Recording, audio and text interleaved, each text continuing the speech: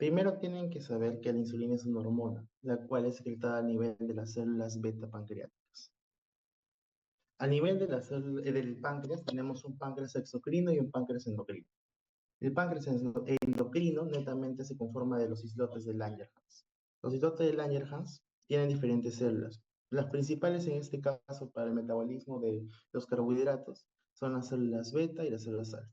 Las células beta son las productoras de insulina, mientras que las células alfa van a producir glucagón. Ahora, en materia de la producción de insulina, tenemos que saber básicamente cuál es el principal estímulo de producción de insulina. El principal estímulo es la hiperglucemia postprandial. Esta hiperglucemia postprandial sirve como un sensor que va a poder ingresar la glucosa a la célula intracelular mediante ciertos transportadores. Sabemos que los transportadores de glucosa suelen llamarse GLUT. Hay diferentes tipos de GLUT. A nivel de la célula beta pancreática tenemos GLUT1 y GLUT2.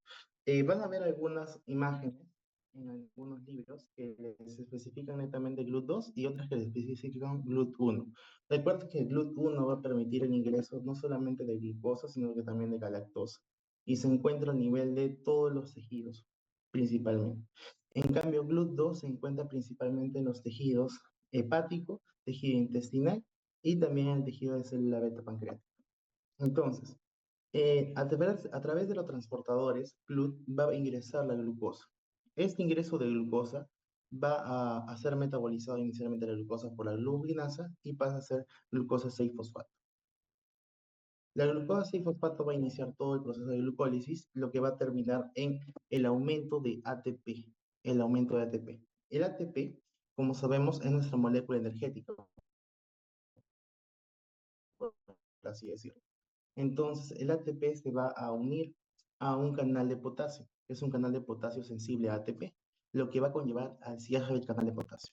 Recuerden que ya hemos visto durante múltiples clases que el potasio permite la repolarización. El potasio permite la repolarización celular.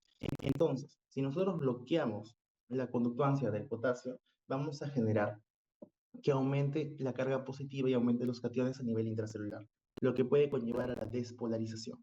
Entonces, en este caso, vamos paso a paso. Primero estamos generando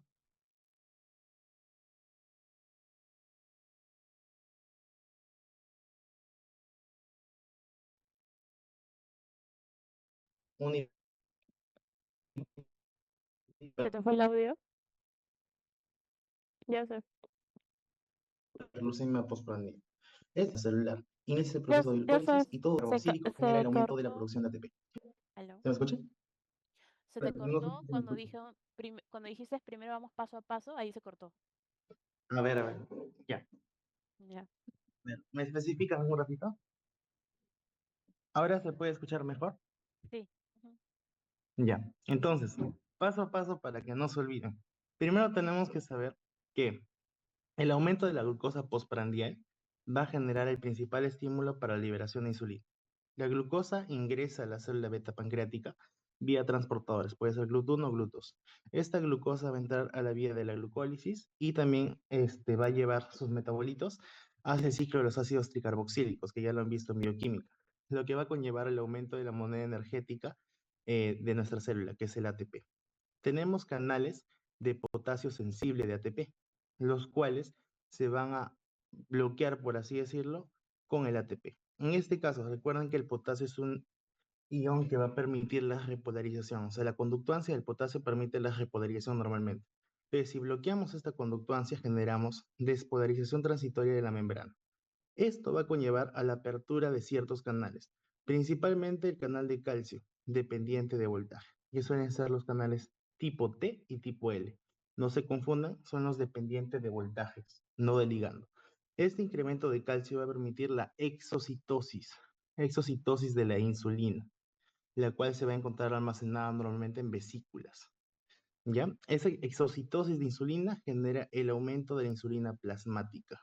Y luego entramos a un círculo vicioso, ya que la insulina plasmática va a generar la recaptación, bueno, la captación de glucosa en los tejidos periféricos y otras vías bioquímicas que vamos a ver en la siguiente lámina. Entonces, Ese es la principal o el principal mecanismo de producción o de liberación de insulina. Luego tenemos algunos mecanismos accesorios. Por ejemplo, tenemos que mediante la vía de las incretinas, que son GLP-1 y GIP, se van a unir a un receptor, que son los receptores de incretinas, que son receptores metabotrópicos asociados a proteína GS. Por lo tanto, aumentan el AMP cíclico, lo que también conlleva a la exocitosis de insulina. Entonces, acá estamos viendo dos de los principales estímulos para liberación de insulina. Uno, la hiperglucemia postprandial y dos, el efecto incretina.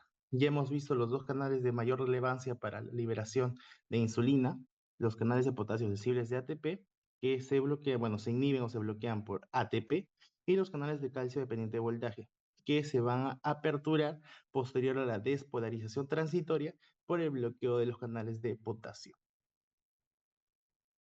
Ahora, para poder entender un poco más acerca del efecto incretina, tenemos que saber cuáles son las dos incretinas. Tenemos GLP-1 y GIP. El GLP-1 se produce normalmente por las células L neuroendocrinas, mientras que el GIP se produce por las células K neuroendocrinas, ambos del intestino delgado. ¿Ya? GLP-1 y GIP van a actuar sobre la célula beta, generando el aumento de la liberación o de la exocitosis de insulina. Mientras que GLP-1 también tiene un efecto sobre la célula alfa, que es la disminución de la síntesis de glucagón. Entonces, GLP-1 y GIP van a tener efectos sobre el páncreas endocrino.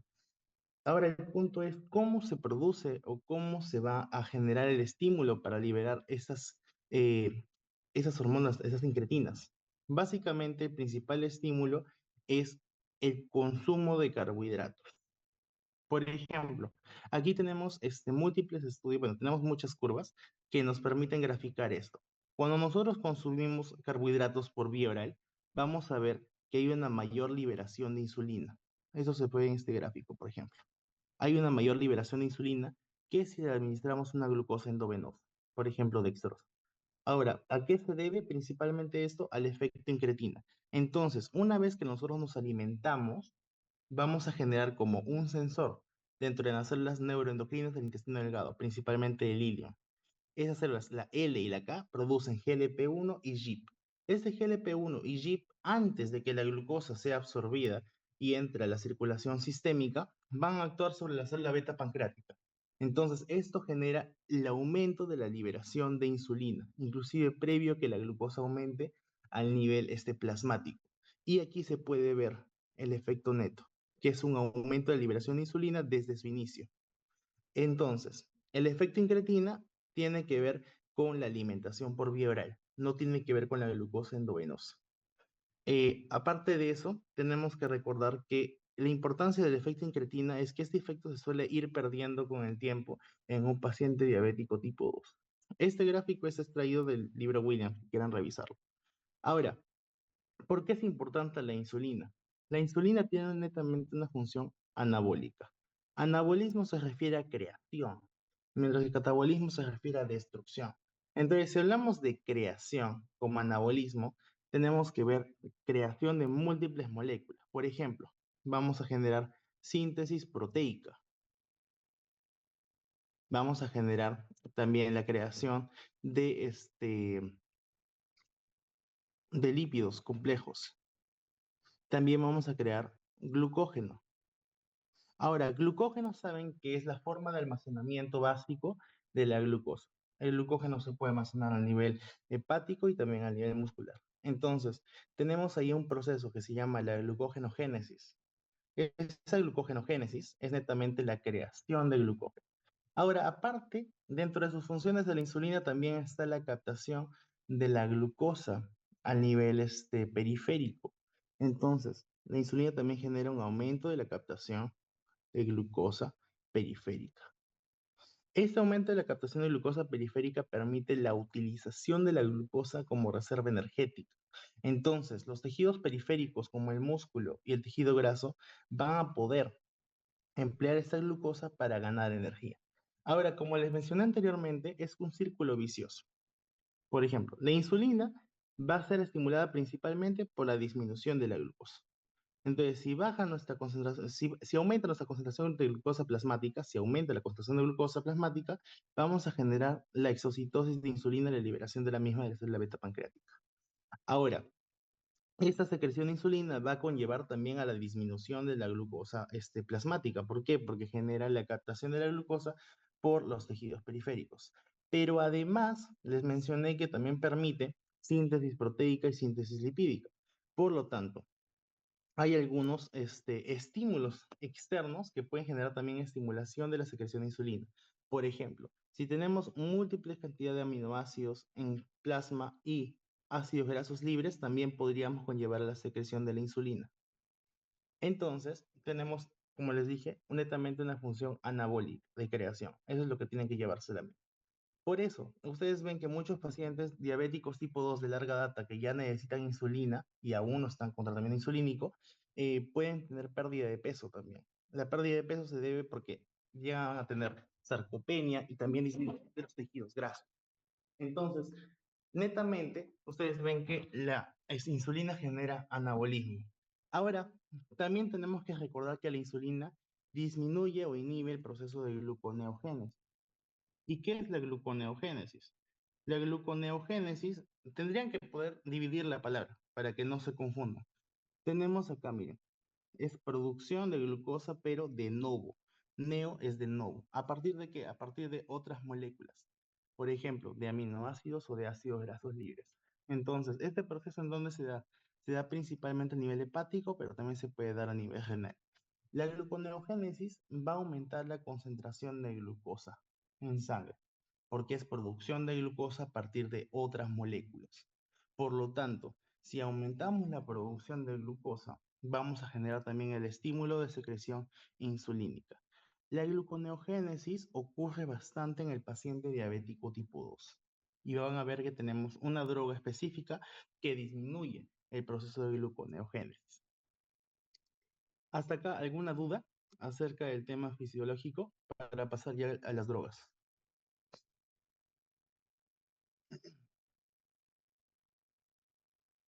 Sí se me escucha, ¿no?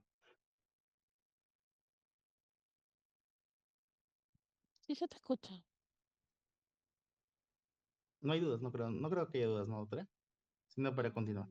Dicen todo claro, pero sí se Ah, ya. escucha. Ya. Ahora, vamos a ver por grupos farmacológicos. Tenemos como primer grupo las biguanidas. Aquí hemos colocado en cada grupo farmacológico unos números. Esos números son el porcentaje de reducción de hemoglobina glicosilada que ocurre por cada grupo farmacológico. Recuerden que biguanidas tienen, bueno, ahorita actualmente su único representante es la metformina, pero anteriormente se usaba fenformina también. La fenformina ya está retirada porque tiene mucha frecuencia de acidosis láctica a comparación de la metformina. Entonces, actualmente la droga que se usa dentro de este grupo farmacológico es la metformina. La metformina va a inhibir principalmente la gluconeogénesis hepática. Tienen que recordar que su principal efecto clínico, su principal mecanismo de acción va a ser la inhibición de la gluconeogénesis hepática. No obstante, también puede aumentar la sensibilidad periférica a la insulina, especialmente en músculo, pero realmente la cantidad, o sea, el efecto neto de la metformina principalmente es por inhibición de la gluconeogénesis, que como ya les he dicho, la gluconeogénesis es la producción de nuevo de glucosa a partir de otras moléculas o otros residuos moleculares. En este caso, el posible mecanismo de acción por el cual se realiza esto es por la activación de la proteína quinasa dependiente de AMP. Ahora, esto es un efecto indirecto, porque en sí la metformina, las biguanidas, van a inhibir el complejo 1 de la cadena transportadora de electrones, lo cual justo se relaciona con uno de sus efectos adversos. Entonces, esta proteína quinasa dependiente de AMP va a ser, por así decirlo, un sensor energético. Va a detectar que tenemos muy poca energía, muy poco ATP al nivel intracelular. Y eso conlleva a la inhibición de los procesos que hemos mencionado. Ahora, también tenemos inhibición de la enzima glicerol fosfato deshidrogenasa mitocondrial, que es otra de las enzimas probables y presuntivas que está interactuando con tu mecanismo de acción. Ahora, actualmente aún siguen estudios de evaluación de los mecanismos de acción de las biguanidas. Tenemos un estudio grande que ya se realizó en los años 90 y hay hasta ahorita una corte de seguimiento, que es el UKPS. Justo se realizó en el Reino Unido y ahí se confirmó que la metformina reduce el riesgo de complicaciones cardiovasculares en diabetes mellitus tipo 2.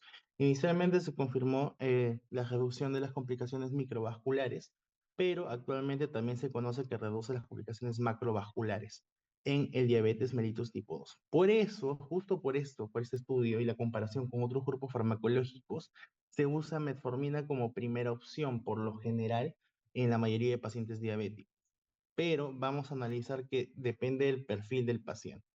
En la farmacocinética vamos a ver que las biguanidas, específicamente la metformina, va a tener absorción en el intestino delgado, por lo general con una biodisponibilidad entre el 70 y 80%. Su pico se da a las de 2 a 3 horas, pero tenemos una formulación de metformina de liberación prolongada, la cual puede tener un pico en las 6 y 8 horas. Su unión a proteínas es nula y va a ingresar a la célula mediante transportador de cationes orgánicos. Dependiendo de la localización, tenemos el tipo 1 y tipo 2. Tipo 1 encontramos a nivel hepático, intestinal y tipo 2 a nivel renal. ¿Esto por qué es relevante?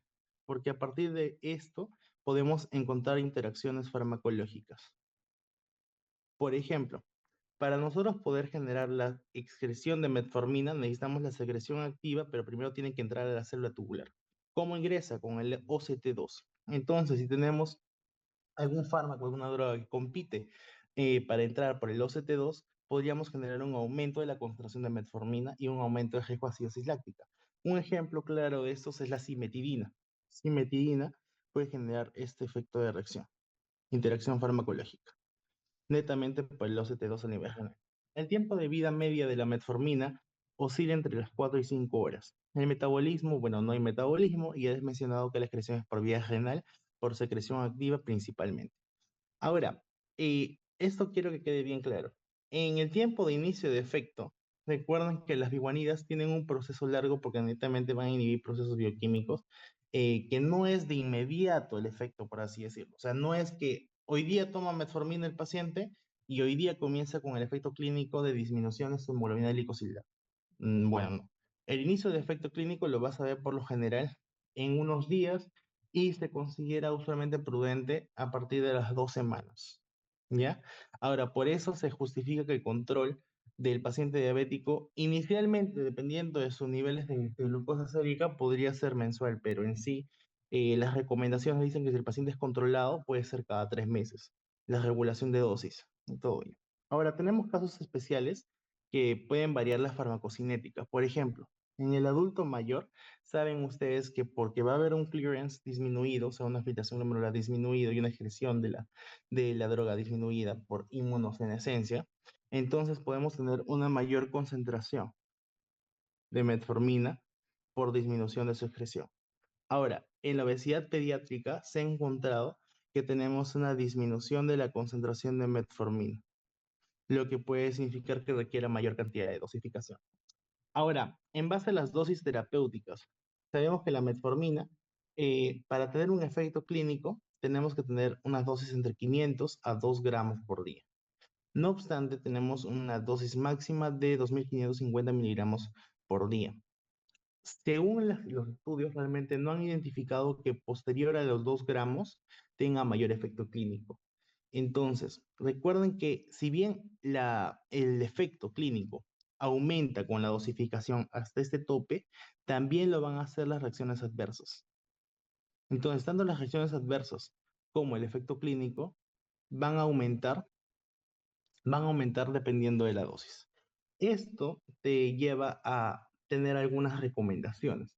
Por ejemplo, no vamos a iniciar metformina de frente con 2 gramos. Usualmente iniciamos de forma escalonada, hasta ver hasta dónde tolera el paciente y además de la tolerancia, a ver hasta cuánto necesitamos para poder tener un efecto clínico significativo para ese paciente.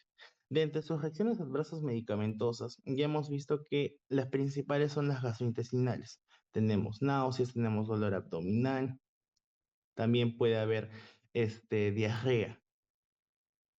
Ahora, esos efectos gastrointestinales, realmente aún el mecanismo de producción de la RAM no está claro, pero sí se sabe que es dependiente de la dosis. Por lo tanto, los efectos gastrointestinales suelen ser reacciones adversas medicamentosos tipo A. Es dependiente de la dosificación y va a aumentar según la dosificación que se le dé de metformina. Ahora tenemos la acidosis láctica. La acidosis láctica, si bien no es frecuente, es una reacción adversa medicamentosa que ustedes tienen que considerar, porque puede ocurrir y es grave. Como les mencioné anteriormente, el efecto de la metformina, principalmente según los mecanismos moleculares, es la inhibición de el complejo 1 de la cadena transportadora de electrones, lo que va a generar la activación de la proteína quinasa dependiente de AMP. Ahora, esto va a conllevar a que la vía para producción energética se desvíe. ¿Hacia dónde? Hacia una vía anaeróbica. Entonces, como vamos a tener anaerobiosis, vamos a generar que aumente el ácido láctico. Entonces, normalmente, las biguanidas podrían tener un aumento de ácido láctico, pero no necesariamente el aumento de lactato significa acidosis láctica, porque tenemos que tener una gran concentración de este lactato para llevar la acidosis láctica. Por lo tanto, tenemos aquí, primero que nada, la acidosis láctica es dependiente de la concentración, porque esto depende mucho de la concentración de metformina y también del perfil del paciente. El paciente, dependiendo de cómo es su perfil, podría tener un aumento de riesgo de acidosis láctica. Entonces, ¿qué perfil debería tener el paciente? Básicamente, son los pacientes que tienen clínica por hipoperfusión. Por ejemplo, todas las fallas o insuficiencias de cualquier órgano suelen generar hipoperfusión, suelen tener este aumento de acidosis láctica, aumento de lactato, de producción de lactato. Entonces, una falla cardíaca moderada severa, una falla renal moderada severa, una falla hepática moderada severa, podría ser, tras el uso también de metformina concomitante, llevar a acidosis láctica. Eso es lo que tienen que llevarse en mente. Un paciente con sepsis, sabes que un paciente con sepsis normalmente tiene hipoperfusión, entonces podría tener un aumento de riesgo de acidosis láctica si es que está usando metformina. Básicamente por eso les digo, factor de riesgo para poder llevar a reacción adversa son todo lo que puede llevar a la hipoperfusión.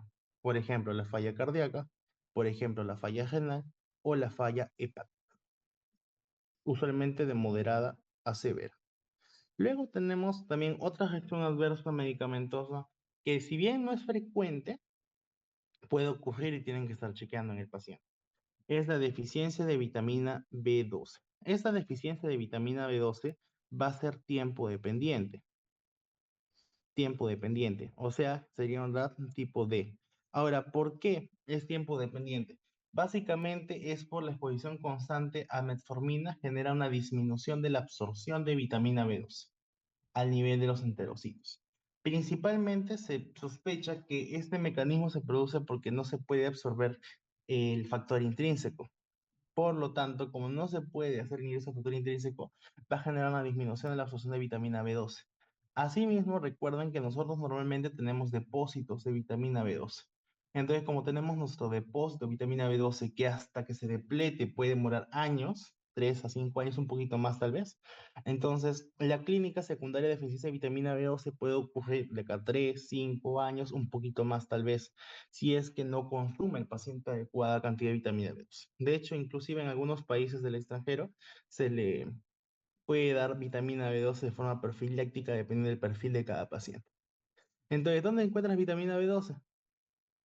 Principalmente el nivel de carnes. Entonces, tú consumes esto, vitamina B12, de forma aumentada, por así decirlo, para poder generar un intento de absorción de la vitamina B12 en presencia de metformina. Pero no te puedes olvidar de este factor o esta reacción adversa medicamentosa, lo cual significa que la metformina podría conllevar a, por ejemplo, anemia a largo plazo, anemia megaloblástica, por deficiencia de vitamina B12, o también podríamos encontrar neuropatía periférica. Pero esto netamente es por la deficiencia de vitamina B12, que es el ramo específico que estamos mencionando. Ahora, tenemos contraindicaciones. Sabemos que la metformina tiene excreción renal por secreción activa. Por lo tanto, como contraindicación tenemos básicamente cuando tenemos un paciente con falla renal y una tasa de filtración glomerular estimada menor de 30 mililitros por minuto por metro, 73 de metros cuadrados. Entonces, esto de acá, ¿por qué? Netamente porque tenemos un aumento de riesgo de acidosis láctica. Ahora, los pacientes que tienen falla cardíaca moderada a severa, falla renal moderada a severa, falla hepática moderada a severa, cardíaca y hepática por lo general suelen ser contraindicaciones relativas. Depende, tenemos que evaluar riesgo-beneficio. Pero falla renal con una tasa de filtración glomerular menos de 30 mililitros por minuto no se da metformina. De hecho, las recomendaciones actuales refieren que si tiene menos de 45 hasta menos de 30, debes de evaluar cada caso si realmente es necesario usar la metformina. Si no, podríamos cambiar de droga a una droga más segura en el paciente de ese contexto, de ese perfil. Ahora vamos a pasar con los secretagogos. Los secretagogos también disminuyen la hemoglobina glicosilada hasta en 2%. Acá dentro de los secretagogos de insulina tenemos las sulfonilurias y las no sulfonilurias, que son las melitinidas. Las sulfonilurias tenemos como representantes principales gliburide, glipizide, glimepiride, gliburide, glibenclamida, y su mecanismo de acción. Básicamente va a ser el cierre del canal de potasio sensible de ATP, específicamente en la parte sur 1, que es una parte netamente de el canal, porque tenemos una parte que es sur 1 y la otra parte que es quiero. Ahora, en la farmacocinética de las sulfonilurias, netamente tenemos la absorción que va a ser por vía oral. Su pico suele ser de 2 a 4 horas, unión a proteína de 90-99%, tiempo de vida media de 3 a 5 horas, metabolismo hepático por la CYP12-9. Aquí, por ejemplo, podrían haber también interacciones. Si tú tienes metabolismo hepático por la CYP12-9, podríamos tener un aumento de interacción, por ejemplo, con fluconazol, que de por sí fluconazol, ustedes saben que es un inhibidor de la CYP12-9. Ahora, por ejemplo, tenemos que si bien el tiempo de vida medio oscila entre 3 a 5 horas, esto es principalmente del gliburide, que es de donde se ha sacado esta información neta, hay que recordar que el tiempo de duración de efecto es largo. El tiempo de duración de efecto de la sulfoniluria suele oscilar entre 12 hasta 24 horas. Por eso, usualmente, si vamos a dar al paciente una sulfoniluria, lo solemos dar una vez por día. Ahora, esto, ¿a qué conlleva? A que podamos tener un efecto sostenido. Nosotros sabemos ahorita que la sulfoniluria genera el cierre del canal de potasio sensible de ATP. Esto va a generar una despolarización sostenida y mantenida de la membrana de la célula beta pancreática, lo que significa y se traduce a que va a ser la excreción o exocitosis de insulina independiente de la alimentación o independiente de la hiperglucemia postprandial. Entonces, independientemente de si el paciente come o no come, se va a liberar insulina. Por eso tenemos esta gestión adversa medicamentosa básica, que es hipoglucemia. Porque si estamos generando liberación de insulina de forma sostenida, independientemente de la glucosa o la glucemia, que era el principal estímulo para liberación de insulina, vamos a tener riesgo de que haya caídas de la concentración plasmática de glucosa. Básicamente hipoglucemia. ¿En qué pacientes principalmente vas a tener hipoglucemia? Principalmente lo vas a tener en los pacientes que tienen una disminución del consumo de glucosa. Por ejemplo, ¿qué pacientes suelen no comer tanto o tan frecuente?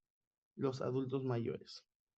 Entonces, actualmente no se suele recomendar mucho en adultos mayores el uso de sulfonilurias. Tendrías que evaluar riesgo-beneficio, porque por lo general ellos no tienen tanto consumo de carbohidratos o en sí de alimentos, no suelen comer tanto durante todo el día ni tan frecuentemente.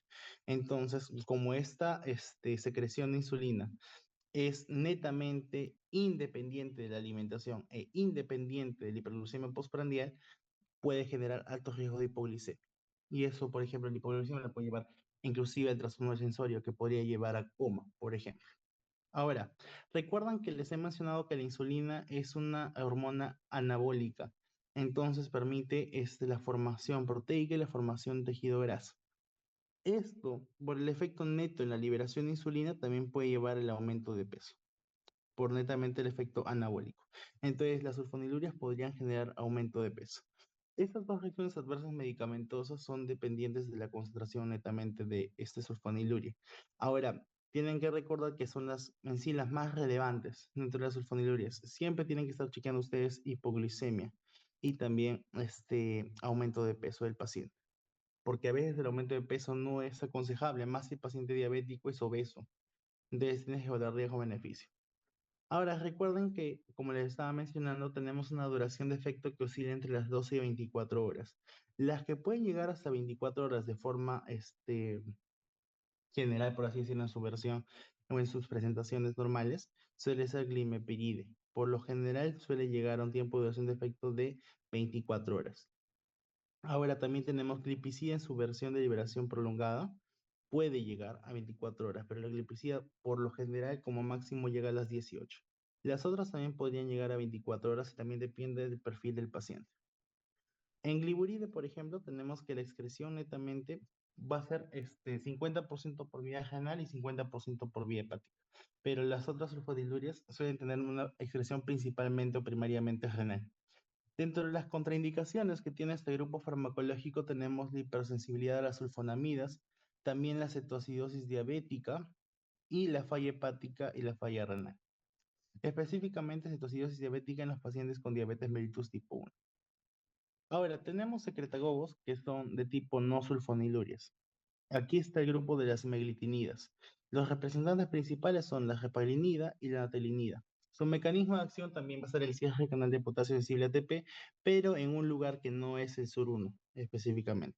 Ahora, dentro de los datos relevantes de la farmacocinética, tenemos que principalmente heparinida se va a metabolizar por el CYP3A4, mientras que natelinida tiene un metabolismo por CYP3A4 y también CYP12A9.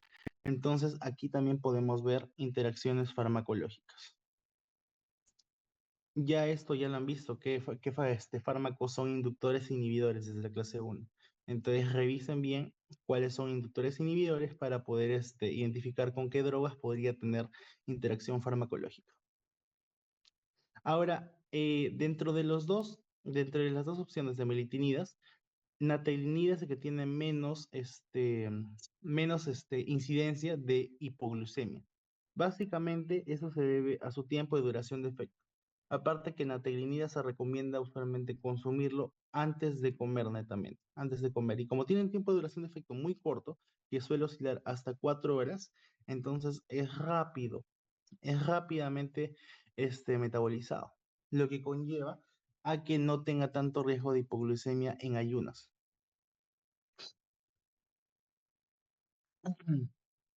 En los inhibidores de la DPP4, tenemos que estos fármacos, este grupo farmacológico va a generar la disminución del HbA1c, o sea, la hemoglobina glicosilada, en 0.4-0.8%. Los representantes principales son linagliptina, sitagliptina, leugliptina, saxagliptina y vildagliptina. Su mecanismo de acción es la inhibición de la DPP4. ¿Saben ustedes que la DPP4 o dipeptidilpeptidasa 4 va a ser la enzima que va a degradar principalmente a las incretinas? Aquí, por ejemplo, en este gráfico podemos ver cómo es la degradación. Una vez que tenemos un cierto pico de las incretinas, tenemos la acción de la dipeptidilpeptidasa 4, que genera disminución rápida de las incretinas. Por eso el tiempo de vida media de las incretinas fisiológicas es muy corto. Ahora, datos relevantes de la farmacocinética. Hay que ver que por lo general estas drogas inhibidoras de la DPP4 no tienen unión a proteínas, por lo general, excepto linagliptina. Ahora, su metabolismo suele ser nulo, excepto saxagliptina y linagliptina, que pueden tener metabolismo por CYP3A4 o que tienen metabolismo por CYP3A4. ¿Esto a qué conlleva? A que también puedan haber riesgo de interacciones. Entonces, los invito a que vuelvan a leer su clase 1 de farmacocinética, que la doctora les ha explicado claramente cuáles son inductores y cuáles son inhibidores. Dentro de la excreción, principalmente todas estas drogas son de excreción renal, exceptuando la linagliptina. Ahora, ¿por qué es relevante que la linagliptina no tiene excreción renal? Porque esta no requiere ajuste de dosis ante falla renal. Aparte que no requiere ajuste de dosis ante falla renal, es seguro darlo en el paciente que está en diálisis. El paciente que está en diálisis o tiene falla renal terminal, por ejemplo, con seguridad, si es que realmente requiere usar un inhibidor de DPP4, puede usar linagliptina. podría usar. Los demás requieren sí o sí ajuste de dosis porque su excreción es por vía renal. Ahora, tienen que recordar que en la parte de los inhibidores de DPP4, ustedes están viendo que la reducción de hemoglobina glicosilada no es tan significativa. Oscila hasta un máximo de inhibición o de reducción hasta el 0,8%, lo que significa que por lo general estos inhibidores de DPP4 no se dan como monoterapia, se suelen dar asociado a otra droga. Por lo general, podría ser una metformina o podría ser otra de las drogas que vamos a ver en esta diapositiva. Ahora, los inhibidores de la DPP4, como reacciones adversas medicamentosas, ha habido el aumento de la lipasa sérica, también se ha encontrado tos y rinofaringitis. El aumento de la lipasa sérica se suele asociar a pancreatitis de por sí, pero actualmente aún no hay estudios que especifican que los inhibidores de DPP4 se encuentran asociados causalmente a generar pancreatitis. No obstante, tenemos ahorita reporte de casos que refieren que sí, los pacientes que han estado consumiendo sitagliptina, leolipina, saxagliptina, que son los principales que se han encontrado en los estudios, han tenido eventos de pancreatitis aguda. Por lo que les recomendaría que antes que nada chequeen bien si su paciente tiene pancreatitis o ha tenido pancreatitis en el pasado.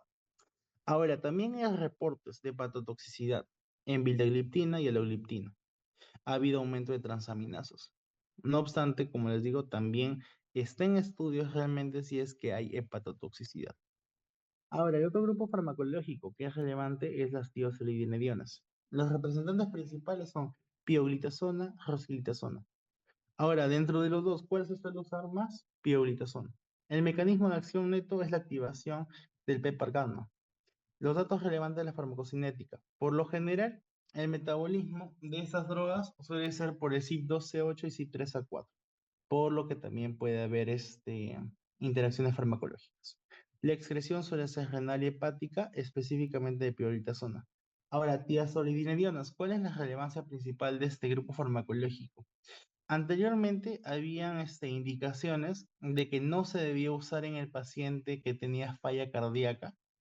¿Y por qué? Básicamente porque se había encontrado un aumento de incidencias de mayor mortalidad por falla cardíaca, la cual se asoció principalmente a que aumenta el edema periférico. Las teosilidinedionas generalmente generan un aumento, una ganancia de peso, pero la ganancia de peso es a preponderancia por la retención hídrica, retención de líquidos. Entonces, esta retención hídrica, ustedes saben ya que va a generar un aumento de la precarga. Entonces, como aumenta la precarga y también tenemos un aumento de la poscarga, podemos generar un aumento de la necesidad de aumentar el trabajo cardíaco, lo que va a conllevar a un empeoramiento de la insuficiencia cardíaca. Y eso es la justificación que se dio en múltiples estudios cuando se encontró un aumento de mayor mortalidad en insuficiencia cardíaca. De hecho, hubo un tiempo que se cuestionó la seguridad de este grupo farmacológico netamente por no tener un buen perfil de seguridad al nivel cardiovascular. No obstante, actualmente aún se usa, pero dentro de todas las drogas pertenecientes a las tiazolidinedionas, pioglitazona es la que se suele usar más y con mayor seguridad. Ahora, la contraindicación básica para las tiazolidinedionas, a partir de todo lo que les he mencionado, es esto, que son las insuficiencias cardíacas, vamos a ponerle acá severa, ¿ya? Porque aún no saben cuál es la clasificación de NIJA. Lo van a ver ya el siguiente semestre. Entonces, las teostridineas no deberían darlo en un paciente que tiene insuficiencia cardíaca severa, porque tiene mucho riesgo de morbimortalidad, inclusive mayor tiempo de hospitalización. Entonces, no es recomendable. Ahora, tenemos también una reacción adversa que está actualmente dentro de las etiquetas de nuestras drogas tiazolidinedionas. ¿Cuál es? El aumento de incidencia de cáncer de vejiga. Este suele ser un RAM tipo C, o sea, es dosis y tiempo dependiente.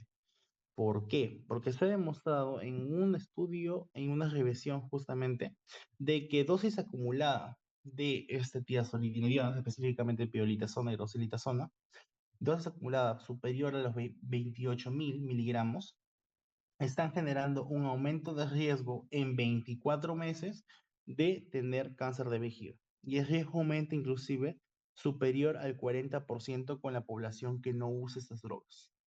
Entonces, por lo tanto, hay que tener mucho cuidado con esta droga, porque tiene un aumento de riesgo de cáncer de vejiga.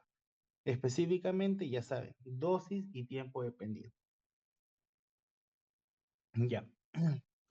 Ahora vamos a terminar con las drogas que se pueden administrar por vía oral. Todas las que se les he mencionado anteriormente son administradas por vía oral. Hasta acá, hasta el inhibidor de SGLT2 se puede administrar por vía oral. Luego las últimas dos son por vía parenteral. Entonces, los inhibidores de SGLT2 pueden generar una reducción de hemoglobina glicosilada entre 0.5 y 1.2. Básicamente, esto genera de que se puedan usar como monoterapia, pero también se suelen usar como terapia combinada con otra droga. Dentro de los principales representantes tenemos empagliflozina, dapagliflozina y canagliflozina. Tenemos cierto, lo he estructurado en este orden debido a que la empagliflozina tiene un límite de tasa de filtración glomerular en la cual puede ser usado hasta 20. Dapagliflozina hasta 25 y canagliflozina hasta 30. O sea, tú puedes usar empagliflozina hasta en un paciente que tiene una tasa de filtración glomerular de 20 como máximo. Por debajo de 20 no lo puedes usar. Entonces, por lo general, como grupo farmacológico, se suele mencionar que se pueden usar hasta tener, bueno, específicamente su etiqueta menciona que se puede usar hasta un 20 a 40 de tasa de filtración glomerular, mililitros minutos por 1.73 metro cuadrado. Entonces, los inhibidores de SGLT2, básicamente empagliflozina, dapagliflozina y canagliflozina. ¿Cuál tiene un mayor espectro para poder usar dentro de la tasa de filtración glomerular? Empagliflozina. Podemos usarla hasta con una tasa de filtración glomerular de 20 mililitros por minuto por 1.73 metro cuadrado. ¿Cuál es su mecanismo de acción? Netamente su mecanismo de acción es la inhibición de la SGLT2, que ustedes ya saben que es un simporte de sodio y glucosa, que se encuentra principalmente a nivel de túbulo contornado proximal. Su mecanismo, su metabolismo netamente es la glucuronidación. Su excreción principalmente es renal. Ahora, como ustedes ya se imaginan, si tenemos un inhibidor de SGLT2 que va a generar la reabsorción de hasta 90% de la glucosa filtrada, entonces vamos a generar, inhibiéndolo, glucosuria. Y esta glucosuria, saben que la glucosa como carbohidrato es fuente energética de múltiples seres vivos, incluyendo los microorganismos como bacterias y hongos. Entonces, como reacción adversa medicamentosa frecuente, tenemos la presencia de infecciones genitourinarias. Puede asociarse, por ejemplo, a itus bacterianas y puede asociarse a micosis genital también. Micosis genital. Entonces, esos son las principales reacciones adversas. Ahora, aparte de todo lo que hemos mencionado, los inhibidores de SGLT2 tienen grandes beneficios. Básicamente se considera tanto cardioprotector como nefroprotector, pero ustedes dirán ¿por qué? La mejora cardiovascular netamente suele ser porque disminuye el índice de eventos adversos cardiovasculares isquémicos. Pero además de eso, también va a ser el único grupo farmacológico que se ha comprobado que mejora la fracción de eyección cardíaca. Por lo tanto, dentro de los inhibidores de SGLT2, como son el único de los antidiabéticos que mejora la fracción de eyección cardíaca, si tenemos un paciente que tiene insuficiencia cardíaca con fracción de eyección reducida, el paciente se beneficiaría más del uso de un inhibidor de SGLT2.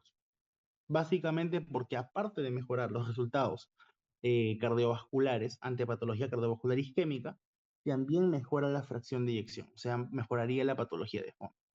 Por eso, de hecho, los inhibidores de la SGLT2 son el grupo farmacológico que no solamente se indica en pacientes diabéticos, sino que si tenemos un paciente con insuficiencia cardíaca con fracción de eyección reducida, no diabético, también se puede usar un inhibidor de SGLT2. ¿Por qué? Porque hay estudios que han comprobado que tanto en diabéticos como en no diabéticos tenemos una mejora en la fracción de eyección. Entonces hay un beneficio de por medio. Entonces, inhibidor de SGLT2 tiene un buen perfil cardiovascular y de hecho le brinda un beneficio, un plus adicional, que es que aparte de mejorar la morbimortalidad cardiovascular, va a mejorar la fracción de eyección en pacientes con insuficiencia cardíaca. Ahora, en los casos de nefropatía diabética, los inhibidores de SGLT2 van a enlentecer la progresión de la enfermedad renal crónica, pero además va a mejorar la albuminuria. Ahora, enlentecer la progresión de la enfermedad renal crónica, básicamente lo que te dice es que deberías de darle cuando tienes un inicio de enfermedad renal crónica, o sea, cuando está en una tasa de filtración glomerular recién menor de 60. No, si es que, por ejemplo, la enfermedad renal crónica es severa desde que se establece, entonces, o desde que se le diagnostica al paciente, entonces no vamos a ver tanto beneficio comparado a si la enfermedad renal crónica tenía un menos deterioro de inicio de diagnóstico. Por eso les decía, los topes para poder usar estas drogas es hasta 20 mililitros por minuto por 1,73 metros cuadrados. Hasta ese tope puedes usar este grupo farmacológico, netamente la droga empagliflozina. Entonces, ya hemos hablado de dos beneficios grandes. Tenemos mejora cardiovascular, específicamente porque mejora la fracción de eyección y además disminuye la morbimortalidad cardiovascular, pero también va a enlentecer la progresión de la enfermedad renal crónica, específicamente si es que tenemos estadios tempranos cuando se le diagnostica. Y también va a disminuir la albuminuria. Ahora, hay algunas de estas drogas que han sido asociadas en algún momento de la historia de la medicina con otros efectos adversos o con otras incidencias. Por ejemplo, canagliflozina ha sido asociado mucho con amputaciones no traumáticas de los miembros inferiores. Ahora, actualmente, antes se había colocado dentro de la etiqueta de canagliflozina el riesgo de amputaciones.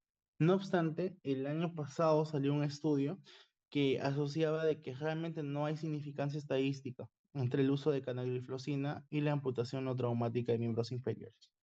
Entonces, esa contraindicación, que era la presencia de enfermedad arterial periférica en el paciente, para no usar canagliflozina ya fue retirada del mercado. Entonces, canagliflozina aún se usa normalmente, se refiere de que no hay riesgo significativo de amputaciones no traumáticas en miembros inferiores. No obstante, aún como falta más evidencia, hay que tenerlo en cuenta, ¿ya? Como contraindicaciones, tenemos que los inhibidores de SGLT2 no se pueden dar en pacientes con insuficiencia renal severa. Por ejemplo, los que tienen una tasa de filtración glomerular estimada menor de 15. Aquí ya no se da. Ahora, los pacientes que son el grupo farmacológico de agonistas de GLP-1, específicamente de su receptor. Tenemos múltiples representantes. Tenemos albiglutide, dulaglutide, exenatide, liraglutide, lixisenatide y semaglutide. Dentro de los mecanismos de acción, tenemos que netamente va a ser agonismo del receptor GLP-1, que ya hemos visto que es un receptor metabotrópico asociado a proteína GS.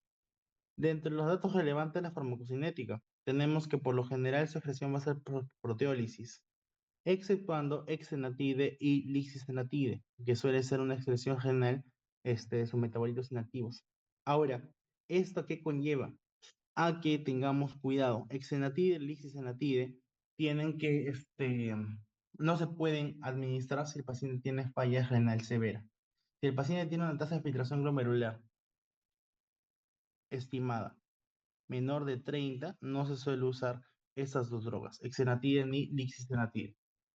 Dentro de las reacciones adversas medicamentosas, las más frecuentes son gastrointestinales y también la pérdida de peso. Básicamente, la pérdida de peso por los agonistas GLP-1 va a ser un plus, por así decirlo, porque si, por ejemplo, tenemos un paciente diabético que es muy obeso, obviamente le convendría darle un agonista GLP-1 porque vamos a generar la pérdida de peso de hasta 5 kilos en 3 meses.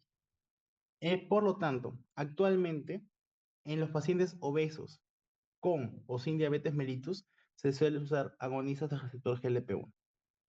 Dentro de las otras lesiones adversas reportadas, existen los casos de pancreatitis aguda. Pancreatitis aguda ha sido reportado, al igual que con los inhibidores de la DPP-4, con estos agonistas del receptor GLP-1. No obstante, aún no se ha demostrado una relación causal entre el hecho de tener pancreatitis con este grupo de drogas. Los beneficios. Este grupo farmacológico tiene menor cantidad de eventos cardiovasculares isquémicos. Llámese a estos, por ejemplo, un infarto agudo de miocardio o un accidente cerebrovascular. Entonces, por lo general, los pacientes que tienen o que usan receptores de agonistas GLP-1 tienen menor cantidad de eventos cardiovasculares de tipo isquémico. ¿Ya? Entonces, aquí, como conclusión de esta lámina, que es una de las láminas más relevantes de los grupos farmacológicos, recuerden que tenemos que como efecto cardioprotector, por así decirlo, tenemos dos grupos farmacológicos. Tenemos los agonistas del receptor GLP-1 y tenemos los inhibidores de la SGLT2. Ahora, ambos van a generar una disminución de los eventos cardiovasculares isquémicos. Ambos van a generar eso. No obstante, los inhibidores del SGLT2 también van a mejorar la fracción de eyección si es que el paciente tiene insuficiencia cardíaca. ¿Ya? Para que puedan diferenciar. Aparte, los inhibidores del SGLT2 también tienen un efecto nefroprotector, lo que significa que van a enlentecer el progreso de la enfermedad renal crónica si es diagnosticada en estadios tempranos en el paciente diabético. Y también van a disminuir la albuminuria propia de la nefropatía diabética. Aparte, los agonistas GLP-1 también se pueden usar en los pacientes con obesidad. Entonces, si tenemos, por ejemplo, un paciente obeso con diabetes mellitus, pero muy obeso es el paciente, no sé, con una obesidad mórbida, podría beneficiarse mucho del uso del agonista del receptor GLP-1, porque ya han visto que una de sus reacciones adversas medicamentosas es la pérdida de peso. Finalmente nos vamos a las insulinas. En las insulinas tenemos clasificación en ultra rápida, rápida, prolongada e intermedia. Básicamente este cuadro es de su libro, del Goodman. Dentro de las ultra rápidas tenemos como ejemplo Aspart, Glulicina, Lispro. La rápida está la insulina regular R o cristalina también. Prolongada tenemos Detemir, Clarquina y Degludec, y la intermedia tenemos la NPH. Algunos datos cruciales e importantes de todas estas insulinas. Las insulinas que son humanas van a ser la insulina rápida o regular y la insulina intermedia, cuyos representantes es la NPH. Esos dos son humanos. Las otras dos grupos, ultra rápidas y prolongadas, van a ser insulinas análogos sintéticos o también conocido como las insulinas que están hechas por ingeniería recombinante. Entonces, tenemos que dos humanas, que es la regular y la intermedia o NPH, y tenemos las otras que suelen ser por ingeniería recombinante. Ahora, dentro de esta clasificación vamos a ver que las ultra rápidas suelen tener un inicio de acción que suele oscilar en menos de una hora, por lo general suele ser en los 15-10 minutos. Entonces, ¿esto por qué es importante? Porque las ultra rápidas se pueden usar más cuando el paciente está comiendo. O sea, el paciente está alimentándose, entonces vamos a tener una disminución de la hiperglucemia postprandial inmediato. Entonces, este podría usar, por ejemplo, una ultra rápida asociada a una basal prolongada, porque esta de acá va a permitir netamente la mejora de una disminución de la glucosa postprandial. La prolongada, por lo general, no suele tener pico, y ustedes acá pueden identificar, no suele tener pico. Como no suele tener pico, entonces, si por ejemplo el paciente come demasiados alimentos ricos en carbohidratos, puede desarrollar ciertos momentos de hiperglucemia. Entonces, en algunos momentos es requerido que use una insulina ultra rápida asociada. Entonces, muchas veces vamos a ver que algunos pacientes, no tanto acá, más en el extranjero, usan combinaciones de insulinas prolongadas con insulinas ultra rápidas. ¿Para qué? Para tener un control adecuado de su glucosa basal en ayunas y también un control adecuado de su glucosa postprandial. Entonces las ultras rápidas básicamente van a ser prandiales, pues, como ya se han dado cuenta, prandiales. Básicamente nos sirven más cuando el paciente está comiendo o ha comido. Y las prolongadas es para un efecto dentro del día, de forma basal. Ahora, dentro de los más relevantes, Recuerden que la insulina regular R o cristalina suele ser la insulina que usamos normalmente en las emergencias. En las emergencias hiperglucémicas, o sea, las crisis hiperglucémicas, llámese cetoacidosis diabética o estado hiperosmolar hiperglucémico, normalmente podemos usar la insulina R o regular. Mientras que la insulina que solemos dar acá en el país, más, porque lo tenemos en el estado, para poder darle un control basal al paciente, suele ser la insulina NPH, también conocida como la insulina lechosa, en algunos momentos le menciono, porque es blanca la composición. Entonces, aparte de eso, algunos puntos más claves de las insulinas prolongadas, recuerden, chicos, que Degludec es el que tiene mayor tiempo de efectividad.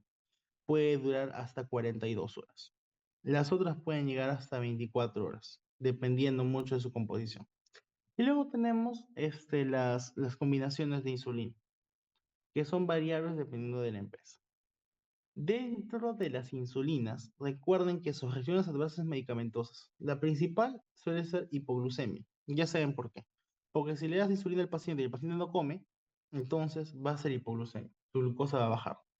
Ahora, aparte de eso, una reacción adversa medicamentosa secundaria a el sitio de administración suele ser la lipodistrofia. La lipodistrofia se refiere a la alteración en la distribución y la cantidad del tejido celular subcutáneo. Por lo tanto, la lipodistrofia netamente es por la aplicación que es subcutánea. Ahora, la pregunta es, ¿cómo podemos evitar la lipodistrofia? Básicamente, la lipodistrofia se evita si es que nosotros rotamos el sitio de administración dentro de la misma área anatómica en la cual estamos aplicando. Entonces, para eso tenemos que saber qué áreas anatómicas pueden servir para poder hacer la administración de insulina. Básicamente vamos a ponerlo de absorción, de mayor absorción a menor absorción. La mayor absorción suele ser a nivel abdominal, respetando siempre, por favor, la cicatriz umbilical, o sea, el ombligo. Después suele ser al nivel de brazo, región posterior. Luego tenemos muslo y por último nalgas. Entonces, la velocidad de absorción de la insulina administrada de forma subcutánea siempre es mayor a nivel abdominal, luego le sigue brazo, luego le sigue muslo y por último, la que tiene menor velocidad de absorción suelen ser las nalgas. ¿Está bien? Eso quiero que tengan en mente. Ahora, no es que para evitar la lipodistrofia ya, hoy doctor me aplico en el abdomen, mañana me aplico en el brazo, pasado en el muslo. No, eso no es así. Si van a variar el sitio de administración para disminuir el riesgo de lipodistrofia, es sobre la misma área. Por ejemplo, si estoy aplicando en el abdomen, entonces busco otro punto en el abdomen para aplicarme al día siguiente. Pongamos que me aplique acá. Entonces mañana me puedo aplicar acá. Pasado me aplico acá. ¿Por qué? Porque si nos aplicamos en diferentes lugares anatómicos de forma diaria, vamos a generar alteraciones en la curva de insulina basal. Ya saben por qué, por la velocidad de absorción. Entonces, si generamos alteraciones en nuestras curvas de insulina basal, no va a haber un adecuado control de la glucemia. Entonces, tal vez el médico inclusive puede ver que hay ineficacia terapéutica y les puedan subir la dosis, lo que puede generar un aumento de riesgo de hipoglucemia. Entonces, chicos, hay que tener cuidado. Lipodistrofia, si quieres evitar esta reacción adversa, vamos a rotar. Pero rotamos sobre la misma área anatómica. También solamente variamos el lugar específico del área anatómica designada.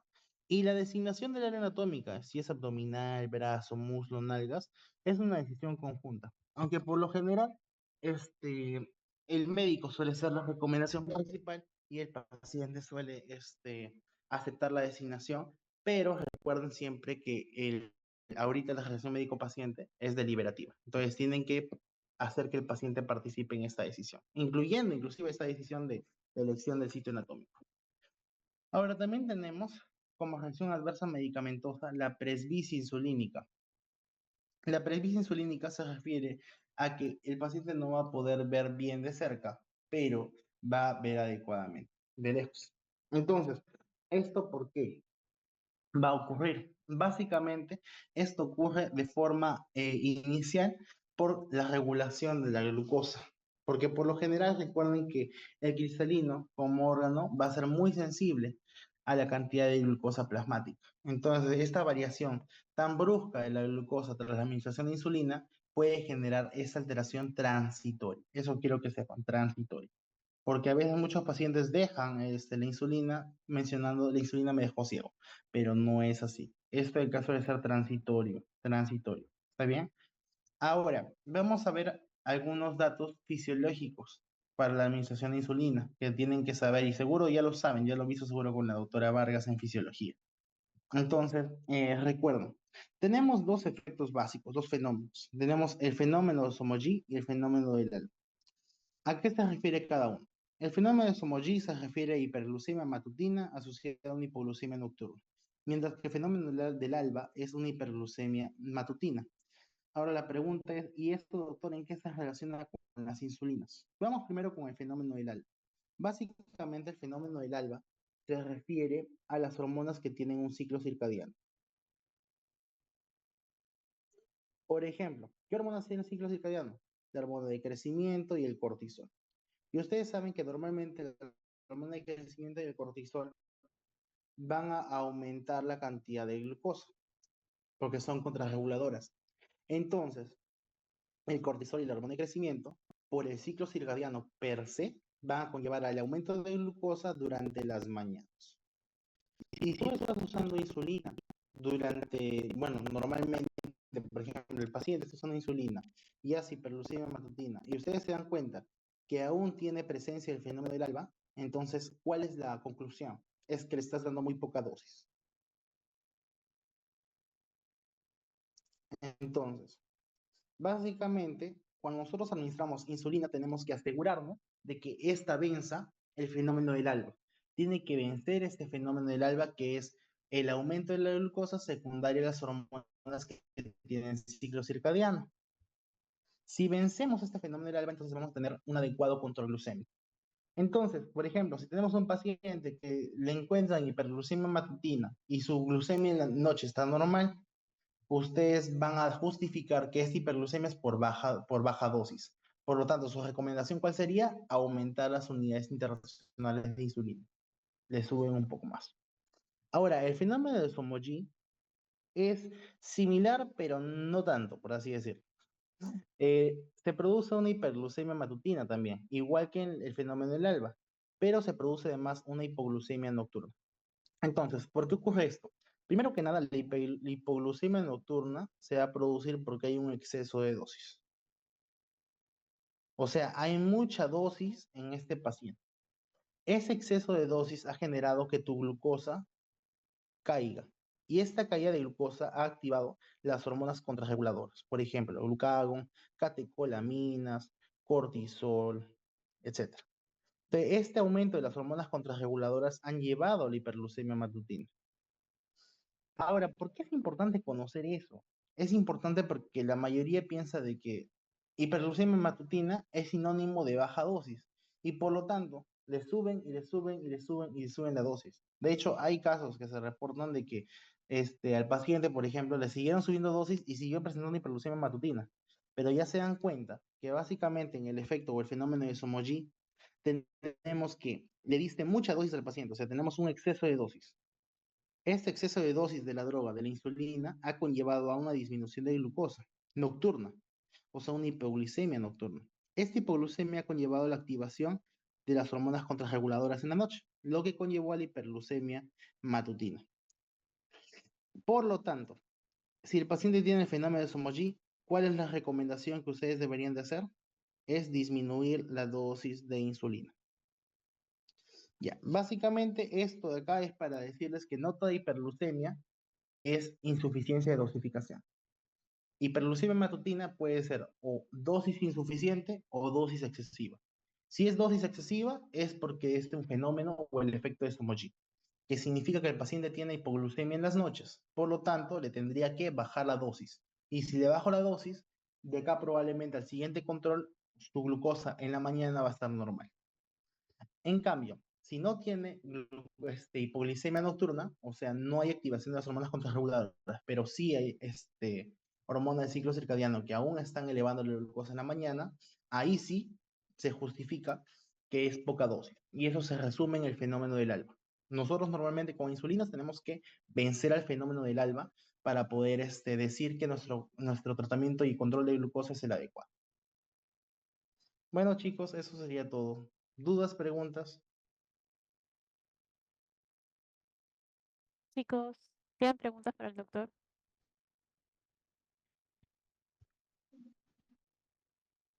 Nadie, nadie. Yo tengo preguntas, doctor. Sobre todo la parte final de las insulinas. A ver, antes que yo pregunte. Sonali y no Fuentes. Tiene una pregunta. Sí, si es que algunos antidiabéticos están como que recomendados en pacientes, sobre todo los que son de aumento de peso,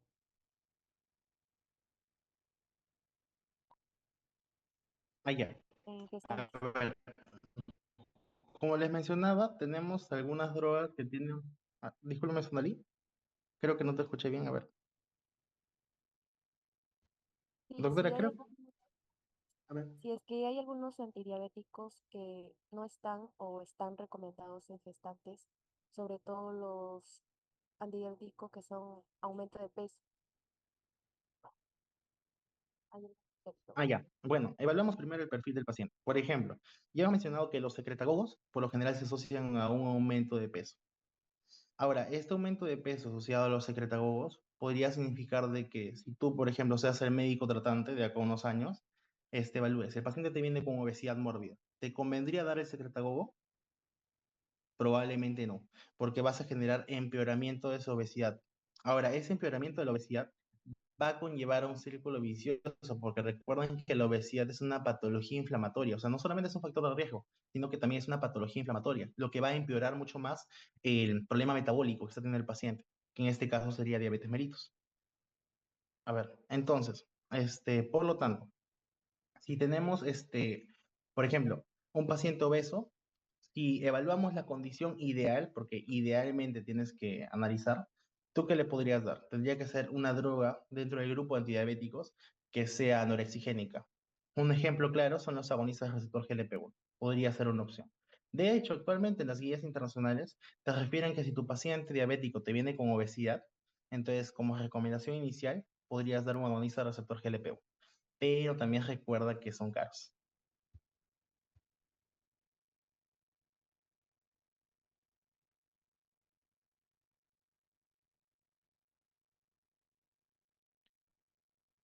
Ahí creo que le están dejando mensajes internos al doctor.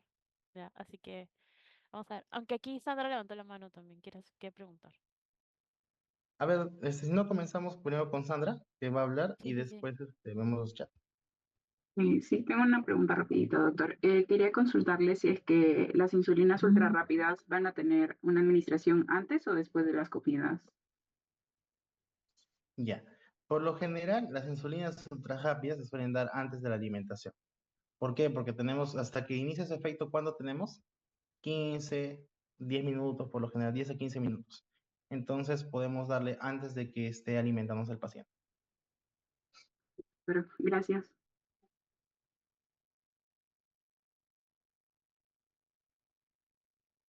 Ya te puede ver ahí sus preguntas. ¿El chat? Si O sea, en el chat a mí me han mandado preguntas directas. O sea, no sé si usted también le ha mandado. Me han preguntado, doctor, hay una pregunta en el banco, dice. Hay una pregunta del banco. A ver, a ver. Dice, ¿cuáles eran las vías de administración? A ver, María Claudia, bueno, las Ah, que sí es hemos de banco. mencionado, ya. A ver, dentro de las vías de administración, de todos los grupos farmacológicos que te he mencionado, los agonistas del receptor GLP-1 y las insulinas son para administración parenteral. O sea, en este caso son subcutáneas. El resto son por vía oral.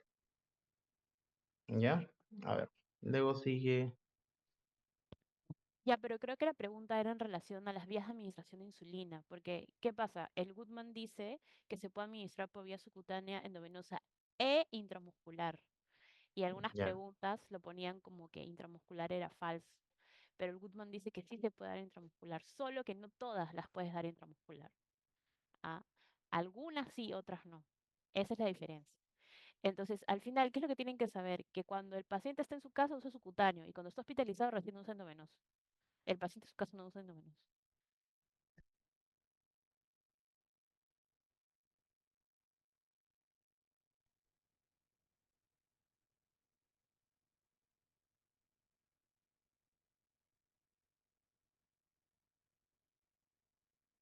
¿Tienes ahí otras preguntas para contestar? Si no, yo igual tenía preguntas. Estoy leyendo, doctora. A ver, Ah, ya, ya. a ver, mire, Ariana del Pilar Abarca Benítez, justo estaba preguntando ahí de la vía de administración de insulina. Ya, hay algunas insulinas, como dice la doctora Tacuna, que se pueden administrar por endovenosa o por vía intramuscular. Por ejemplo, ya, si te estoy mencionando de que la insulina regular, la R cristalina, se usa en emergencias hiperglucémicas, o sea, por ejemplo, en una crisis hiperglucemia por cetoacidosis o por estado hiperosmolar, lo puede usar por vía endovenosa en el hospital. O sea, de vía hospitalaria podrías usar otra vía parenteral que no es la subcutánea. En este caso, un ejemplo claro es, la insulina regular lo puedes usar por vía endovenosa en el hospital.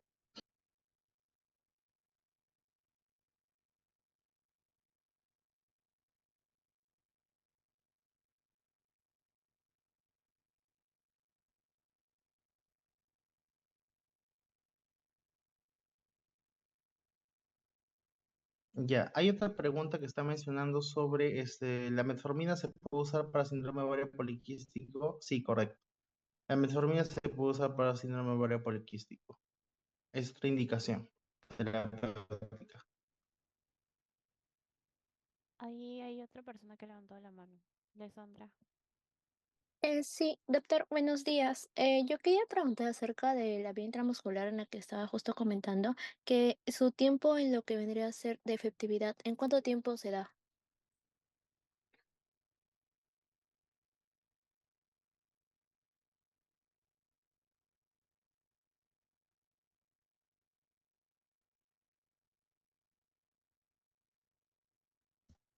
A ver, en la parte de la vía intramuscular, miren, por lo general, el Goodman dice que se refiere que se puede aplicar.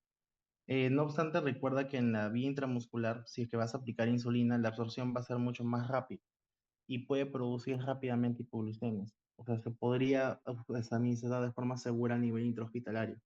Ahora, si por OB vas a administrar, bueno, teóricamente, no estoy muy seguro, doctora, ¿sabe el tiempo de duración de efecto de la insulina administrada por vía intramuscular? Porque No, en sí corta es tiempo diferente. exacto no, porque la absorción va a ser mucho más lenta. Es que depende de la formulación de qué tipo de insulina sea. Claro. Normalmente prolonga el tiempo de vida media, pero la formulación es muy importante porque debido a la formulación, por ejemplo, una NPH no la vas a poder colocar intramuscular, ¿no? Una glargina tampoco. Entonces, las que se pueden utilizar por intramuscular suelen ser las rápidas, prolongando más su tiempo de inicio de acción. Nada más. Gracias, doctora. Gracias, doctor. Hermancoli. ¿Se me escucha? ¿Sí? Tenía una duda respecto a la administración de la insulina para imitar el proceso fisiológico, porque creo que había visto de que algunos decían que para imitar la insulina fisiológica se tenía que administrar una insulina prolongada, de acción prolongada y otra de acción corta, pero otro información que vi es que se tenía que administrar dos de acción prolongada. No sé si esto es verdad o cómo es eso. Esa es mi duda. A ver, para poder imitar la función fisiológica de la insulina, en sí podría usarse una insulina de acción prolongada asociada a una insulina de acción rápida, ultra rápida. Ahora, no es que vas a administrar dos insulinas de acción prolongada, porque si estás intentando si estás intentando imitar la función fisiológica, recuerda que la insulina va a aumentar, bueno, va a tener una concentración basal en plasma, pero a la vez, como tenemos una hiperglucemia postprandial, o sea, después de haber comido, va a haber un pico de insulina. Entonces, si quieres igualar tal cual la concentración plasmática fisiológica, deberías aplicar una prolongada asociada a una ultra rápida. Ahora, realmente eso se puede hacer viendo el perfil del paciente, porque no todo paciente con diabetes tipo 2 va a hacer hiperglucemias muy marcadas postprandiales si es que ya está con insulina basal. Comenzamos por ahí. Entonces tendríamos que analizar si, por ejemplo, nuestra insulina no está siendo suficientemente, por así decirlo, eficiente, la prolongada simplemente, y hace picos de hiperglucemia postprandial. Si por OVE el paciente hace picos de hiperglucemia postprandial, entonces le puedes aplicar, aparte de su insulina basal, una insulina ultra rápida. Muchas gracias, doctor. Eh, Antes de seguir con la pregunta de Ariana, que ya levantó la mano, están preguntando bastantes por el chat interno qué cosa le da a una gestante. Creo que cuando han tenido seminario han tenido am, algunos problemas en relación a qué le dan a una gestante. Este, ¿Quieres contestar o les contesto yo? Ya normal, aunque miren, en la gestante, dentro de los perfiles de seguridad se pueden usar, por ejemplo, insulina, también se puede recomendar, si mal no me equivoco, metformina. Ahora, en la parte de sulfonilurias, no se suelen usar mucho las sulfonilurias. A ver, doctora. No, sí, es tal cual tú mencionas. La ADA dice que la primera línea es insulina, ¿no? Pero que hay una opción de poder utilizar metformina, si es que por algún motivo no puede utilizar la gestante insulina o no tiene una buena aplicación de la insulina. Ya el punto aquí es que tienen que valorar, pero lo más seguro, la primera línea van a ser las insulinas.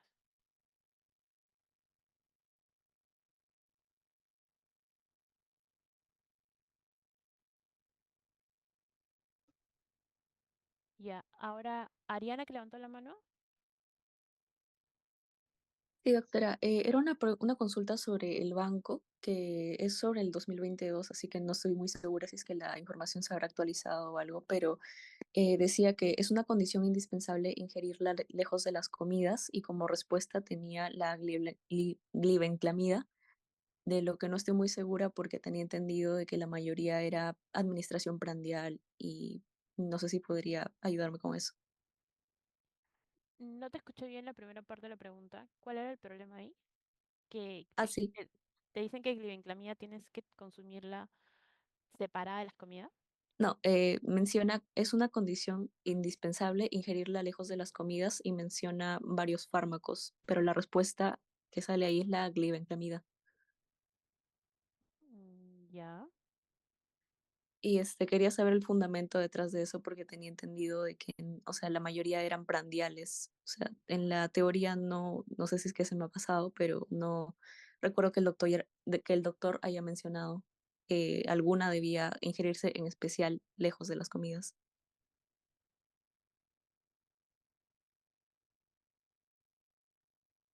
O sea, no sé si yo se quiera contestar o contesto yo. Doctora, si no contesta usted. Ya, a ver, no sé de dónde sale la pregunta, pero o sea, lo que tienen que llevarse de concepto es que la glibenclamida es un secretagogo.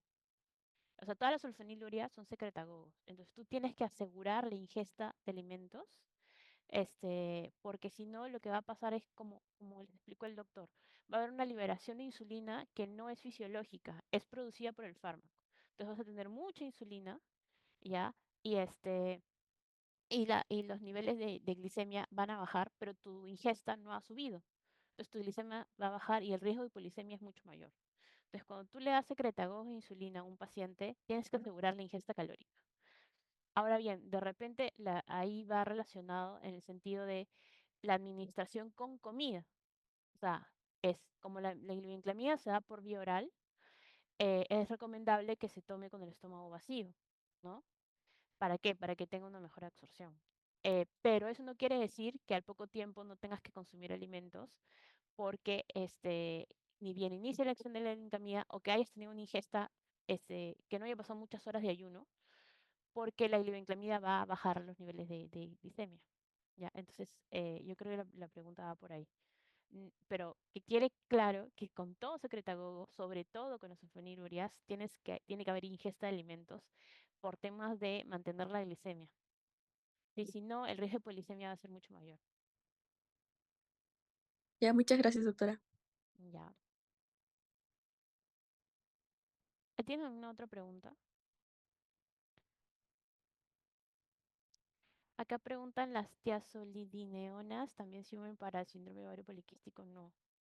Es la metformina, porque en el síndrome de ovario poliquístico hay parte del síndrome es que hay una resistencia a la insulina. Y dentro de los fármacos que logran disminuir la resistencia está metformina, pero no solamente eso, no es que simplemente disminuyan la resistencia, sino que hay una mejor utilización de la glucosa por los tejidos que generalmente tienen acción de la insulina, como por ejemplo el tejido muscular. Y eso hace que sea mucho más útil la metformina.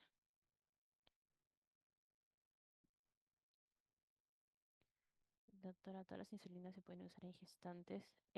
No. La de elección es la insulina regular, la cristalina, ¿no? Esa es la de elección. En general podrías usar cualquiera, pero en gestantes se utilizan mucho más las que son esprandiales.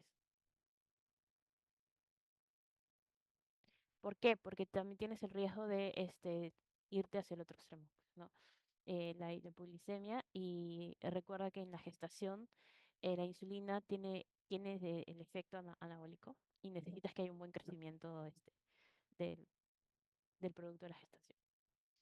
Ah, ahí hay otra pregunta. Ariana Abarca.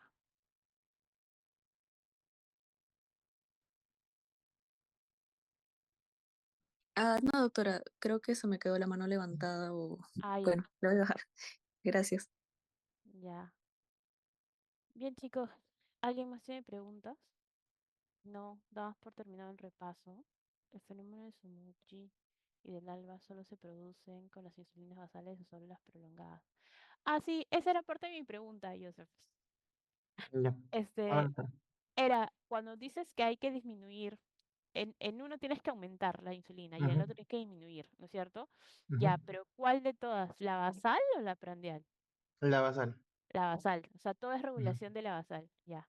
correcto. Entonces, sobre todo, entonces ahí como, esa es la respuesta a la pregunta, con las insulinas basales o son las basales son las prolongadas, ¿sí? La basal simula la secreción basal de insulina, la que siempre tenemos, no importa qué pasa. La única cosa que disminuye la secreción basal de insulina es que la glicemia baje por debajo de 80-70. Si baja por debajo de esa concentración, ya no hay secreción basal.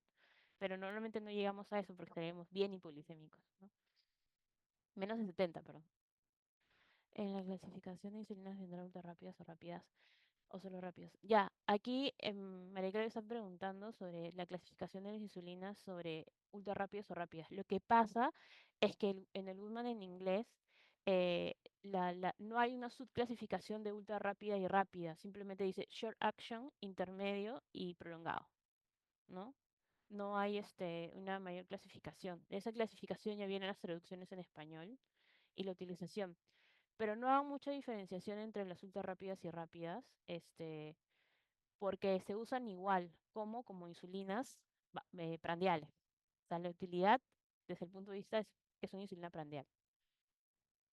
Eh, y ya. ¿Alguna? Vamos a tratar de que eso no los confunda. Para términos prácticos, ultra rápido y rápido es lo mismo.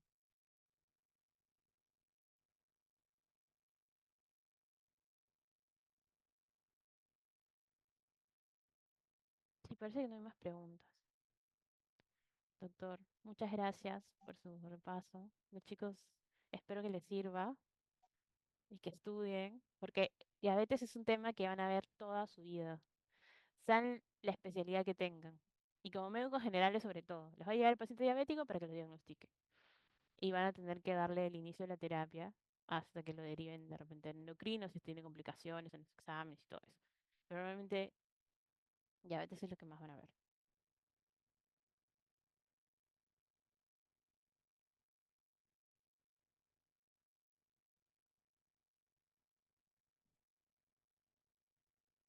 Bueno, chicos, gracias por su atención. Entonces, muchos éxitos en su examen.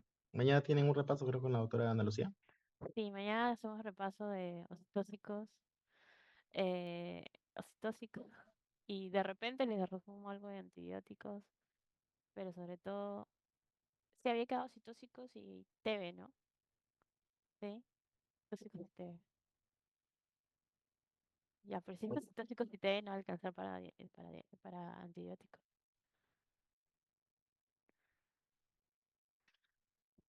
Sobre todo porque TB es demasiado. Todo el semestre quieren repasar eso.